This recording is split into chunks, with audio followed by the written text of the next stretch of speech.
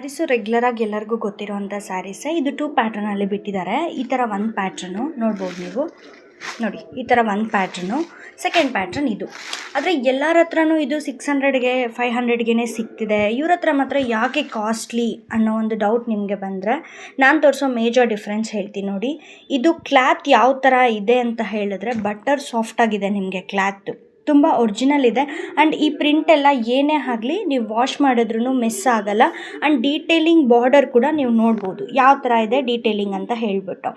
ಇದೇ ಒಂದು ಸ್ಯಾರೀಸ್ನ ರೆಪ್ಲಿಕಾ ಥರ ಅಂದರೆ ಬೇರೆ ಕ್ವಾಲಿಟಿಯಲ್ಲಿ ಬಿಟ್ಟಿದ್ದಾರೆ. ಫಾರ್ ಎಕ್ಸಾಂಪಲ್ ಇದು ನೋಡಿ, ಸೇಮ್ ಅದೇ ಥರನೇ, ಬಟ್ ಆದರೆ ಸ್ವಲ್ಪ ಚೇಂಜಸ್ ಇದೆ ಅಷ್ಟೇ.